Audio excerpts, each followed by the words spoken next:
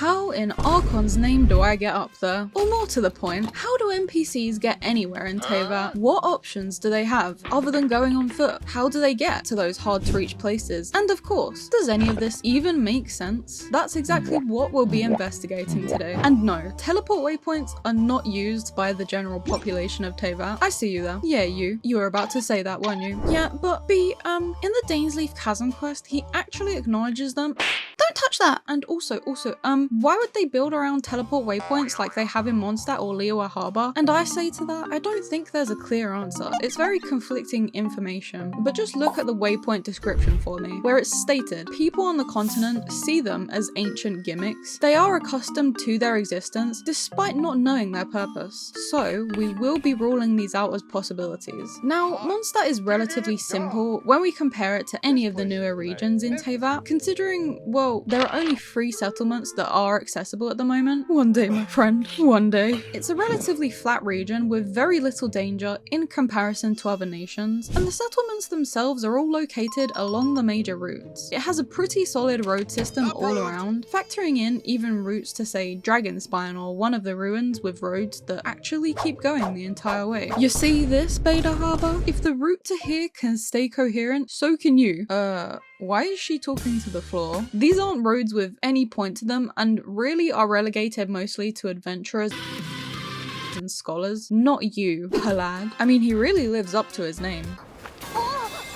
Stop trying to get some fresh air along the road that leads to Thousand Winds Temple. I bet it was you, wasn't it? Also, have you ever stopped to actually read some of these bounties? I saw a monster that kind of looked like a cryo abyss mage. What if I had cooled to cold because of it and made others get sick? I wish the city guard would realize how serious this situation is and do something about it. Speaking of the route to Thousand Winds Temple, modes of transport. Can we talk about how these transport balloon dailies also make no sense? First of all though, the transport in question. How exactly does it function? They're used only for cargo. Cargo? No, go, stay. And this part on the bottom looks like a kind of metal. Then we have rope attached to it that goes through this little part and attaches itself to the balloon. The middle section has propellers on it, so it is actually more advanced than you would have thought, and that would explain why it literally explodes when hilichurls hit it. So it seems to be mainly powered by the propeller engine and the balloon gives it some lift. The problem with this is mainly that the load is always far too heavy, and the balloon is nowhere near big enough to give a good lift. And even though they do seem to work in the world, they are incredibly slow and don't seem worth it unless for small trips. But also, who's trying to transport cargo from Thousand Winds Temple? No one lives here. Just in case for whatever reason you wanted a mapped location of the Mondstadt daily spawns and routes, for the ones that do make sense, they all pretty much exclusively use this main route. Another mode of transport is of course carts. There are a few different cart variants too, though I'm not quite sure about these ones as they don't have anything to attach to an animal. These ones though are designed for horses in mind. But then if horses don't exist, who or what moves the carts?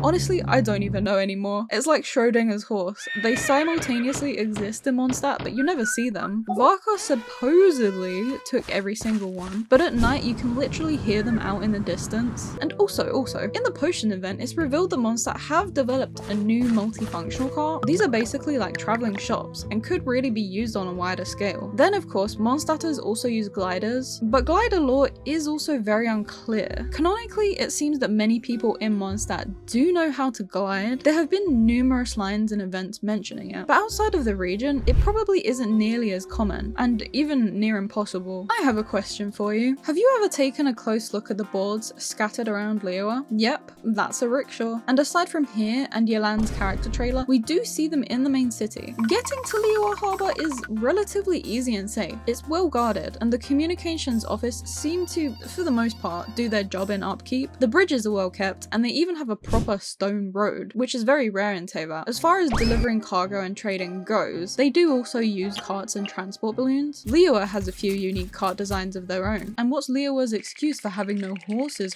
Outside of a few main routes, such as Stone Gate all the way along to the harbour, boats and rafts make a lot more sense for Liyue, considering its terrain and geography. This one makes sense. This one does not. Where could you possibly be transporting the cargo to? Boats are made for transferring commodities.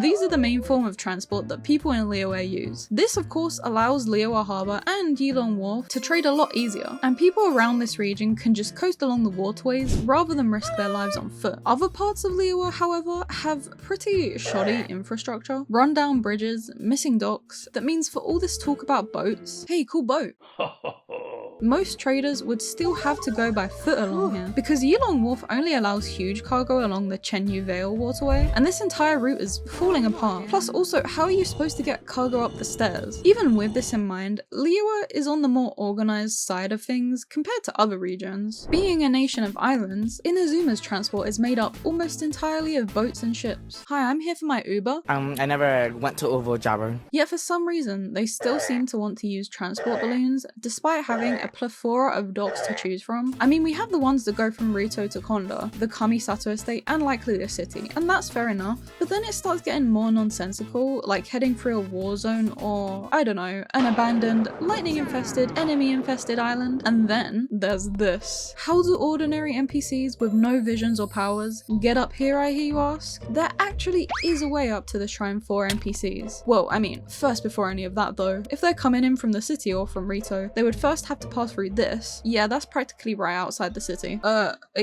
Are you gonna do anything about that, or? A main route to the most important site in all of Inazuma, and there are hilichurl camps scattered all along it. And then once you arrive at the Kamisato estate, you have to literally climb up the first portion because apparently no one wanted to install stairs. Or at least they started and decided they didn't want to finish. Then a bit further along, there's a broken bridge, and instead of going the way a vision holder would, you, our ordinary Teyvat citizen, would head up here for even more of a workout, with a ladder only covering half the cliff, and then some rock climbing for good measure. Are we done yet? Nope, not quite. Just one more rock climb, and there. I'm sure that's doable for you, right? Oh no! Welcome back to another episode of More Things That Make No Sense. The entire route to Natlam. Thank you for coming to my TED Talk. Okay, no, I'm just kidding. Tatarasuna though, firstly, this entire section, I see they have places where cannons likely were, which is fine, but how would they have accessed this area in the first place? I searched all around the cliffs, and there is no way up here. This single platform here has always bugged me too, because if you look, you can see that it wasn't attached to this higher up platform. So what is it doing here exactly? There are also some sections of the forge that bridge is attached to, and then there's just nothing on the other end. And this one bridge, it really is there just to mock me. It's just a completely unsafe work environment all around. Did someone say unsafe? Whoa, who are you? Who am I? Why, I'm the legendary Lagoth, of course. Didn't you hear me calling for help? No. Oh, you just need to budge. Yeah, just budge a bit more over from that domain, yeah? Now, Sumeru's roads are by far some of the worst offenders. The entire northern section of Sumeru is underdeveloped, and it really shows, because by Archon, there are so many roads that lead nowhere and make no sense. There's this one that just stops here, and like, the fungi cannot be creating these paths, so just what is going on here? And this one just over the other side too. But let's get back to the topic at hand. So, Sumeru's main modes of transport include balloons, sumpter beasts in place of horses, and boats. Not too dissimilar to Liyue, Sumeru makes great use of their waterways, ignoring the tight squeezes, and if they need to go by land, they'll use sumpter beasts of burden to carry their stuff. This would mainly be if you were headed for Caravan Rabat in the desert, in which case an NPC would definitely need to hire a mercenary, and furniture descriptions come to the rescue again. I'm telling you, they can give you so much lore for a piece of furniture. Made from Adigama wood, explaining the darker tone of the wood. This cart is specifically designed for agile movement on Sumeru's less than ideal roads, and they are indeed pulled by sumpter beasts, even though I do question if one could actually fit in there. I like that the carts have a unique distinction between each region too, and that the difference in wood types is showcased. There are so many random paths in the desert where there is literally no life around them for miles. This road in particular, I can't quite put my finger on it, but it gives me very liminal space kind of vibes. I suppose that has to do with how empty the desert area over here is in general. Whether this bit will even get expanded on one day is another question. There genuinely seems to be no reason as to why they would even bother. There's no indication of any kind of life, unless there's meant to be something behind this giant robot. The entirety of the desert of Hadramaveth puzzles me too, because this place is in a never-ending, perpetual sandstorm, and there is no way that the Eremites are making that much foot traffic for there to be clear footpaths all around it. Hey, what do you think you're doing? Looks like there's some shady business going on over there. Let's investigate. Are you guys doing some suspicious trading? Fontaine is where technology and transport starts getting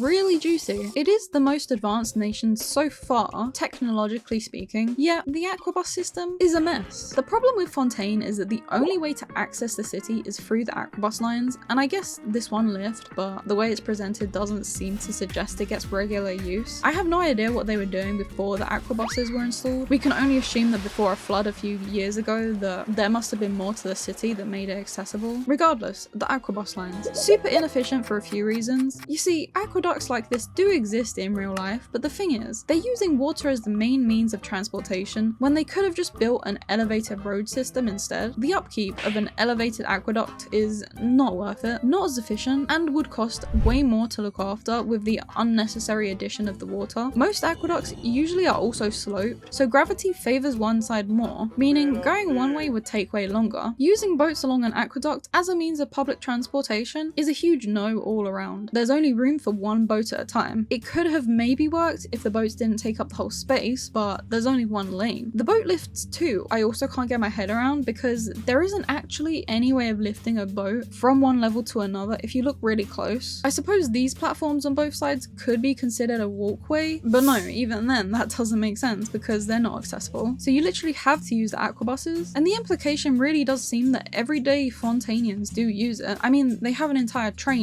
boat station for it, but the aquabus lines are a gimmick, a novelty. Wait, what do you mean there's a barge that takes the opera employees back and forth? How do they get into the city? Are they phasing through the wall? Another perplexing part of it is this section, because no matter how much I've looked, I can't seem to figure out what this could have been for. There's no mention of it in game. It could have been to head to the Melazine village, but that makes no sense either. And there's certainly no indication of this being the case, because we can see the direction it's facing is towards Elenus, but there's nothing on that island that would connect back up. Looking underwater doesn't help much either. You can find other parts of the city that have collapsed in the water, but nothing related to the aquabus line. But aside from this, what other modes of transport do Fontainians use? Of course, boats to get from one island to another. Fontaine have recently developed airships. This aircraft is powered by an engine that uses Numa Osa as the energy source. This is what powers most of Fontaine and its vehicles, the boats included, but the airships aren't common yet and are still in their early stages, so we can count these out for now. They have their own carts to carry stuff on land. These are also uniquely Fontainian. For example, the wheel indents are shaped like a gear, and a lot more metal is used to manufacture these. As for roads, yeah, Fontaine's roads are also confusing. There are so many that have dead ends leading absolutely nowhere. Like this path in Northern Fontaine above the Institute, just abruptly stopping at this very inconsequential area. Arlecchino's home has no indication whatsoever that there used to be a path or route leading up to it. Like, how exactly is this place accessed? There's this path on the other side too that has half of it missing. However, a lot of areas that are missing things can be attributed to the floods. For example, there likely used to be a connecting road up here, and there's even evidence of a small village, but the houses are now destroyed and much of the land is covered in water. The rest of this road leads all the way up here until it just stops again, and this specific spot brings up so many questions. For example, what is this bridge doing here? Why is it laid out this way? Where could it have led to? And did there perhaps used to be a lot more to this that has become buried beneath the mountains? When we look through each region's technological advancement and various transport, Mondstadt is like a tiny little baby Durin when compared to the enormous range of transport options in Fontaine and Natlan. Navigating within Natlan itself is very different to other regions. First, let's establish how possible it is for your ordinary NPC to reach each tribe. The first two tribes, easy as moon pie. Also, I would say if the Children of Echoes was actually accessible from this side, you're just stuck down here forever. So it seems kind of impossible unless you can use a rider to Petlisaur. The Scions, on the other hand, do not require any special ability or technology to reach, so that's a Yumkasaur out of 10 for you guys. The routes to the Scions and the People of the Springs are also very well protected, with multiple watchtowers along the roads. Okay, you do have a slight problem if you're transporting cargo to the People of the Springs, but once you're through the cave, it's smooth swimming. Haha, swimming. The road to the Collective of Plenty is also surprisingly well kept, and you don't need to climb or leave the road once to reach the tribe hub. Only problem in this region is that you risk getting hit by a flying ball of lava, but no biggie. Yeah, also don't step on that. And while the Children of Echoes are a bit inaccessible compared to the others, we should still bear in mind that Natlan has a really great road network. We love to see an interconnected system of roads that actually function as they should. Spoke a bit too soon. The cliffy region of Natlan has some logistical problems, shall we say. So, you want to reach the Masters of the Nightwind, but you don't have a Saurian friend, and you certainly don't think you can fly. Well, that's okay. There's an alternate route. Yeah, never mind, there isn't. For some reason, this literally would have made the perfect road location. Oh, what's that? There is one more possibility. That NPCs travel by foot along this route to the Flower Feather Clan? Yeah, okay, sure, we can roll with that. Ah, but would you look at this? They have a lift. Children of Echoes, take note. This is what a lift looks like. The people of Natlan use alpacas as opposed to sumpter beasts to lug their cargo, and carts too that can vary in size. Mostly utilized by the Collective of Plenty, with Tutunkosaurus lugging them around. They also have developed transport exclusively to move saurians and animals. Though Natlan does seem to have quite a big problem with treasure hoarders and Fatui smuggling them, sadly. Then there's the Flower Feather Clan's air balloons that have a lot of potential, and just like Fontaine is powered by Numa Osa, Natlan uses phlogiston to power their stuff. Pretty much everything, including the air balloons, lighting, drills. Natlan mainly relies on their saurians though for a lot of everyday things. So, what do we think? What region is the easiest to move around in for your ordinary NPC? And which one would you run a mile away from? Also, real quick, I just wanted to give a huge shout out to Algo Cine, because without this camera, I would not be able to get any of the shots for my videos. So I've put a link in the description if you want to check them out.